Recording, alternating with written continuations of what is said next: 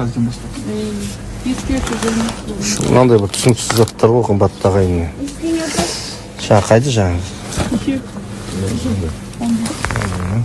Акциздің маркасы жоқ. Маркировка. Түсініксіз да? Мынандай маркировка болу керек қой, әзір сататын заттан.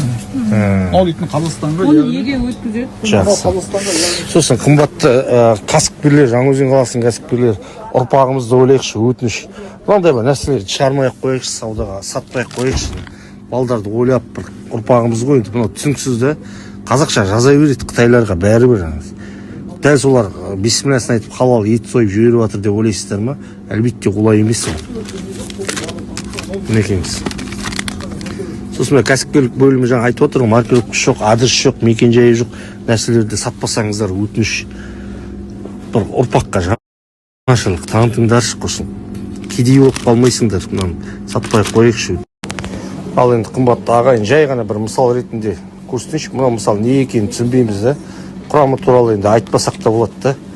Енді кімнің баласы қашан өледі екен деп күтіп отырамыз да. Кімнің баласының жаңа үстеріңдек бітеді, жарашақ бітеді, температурасы көтеріледі, құсат шат деп күтіп отпай да. Кәсіпкерлер кедей болып қалмайсыңдар да.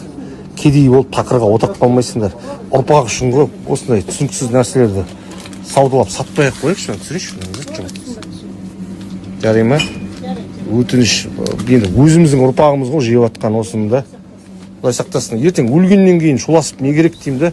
Өлмей тұрып, больницаға түспей тұрып алып тастаңдаршы, өтініш. Мүмкіндік болатын болса әрине. Мына жақта да толып жатыр не. Құдай біледі, не зат екенін түсінбейміз, не зат екенін. Анықталмаған зат міне, мынау не зат екенін. Жаңаөзен. Ал енді ағайын айта береміз, ескертеміз.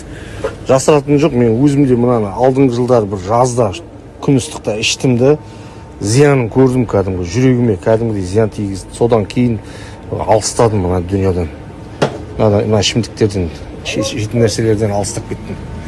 Енді қаншама жігіттер мүгедек болып жатыр да, кәдімгі денсаулығы нашарлап, қайта ота жасалып іш құрылысына да.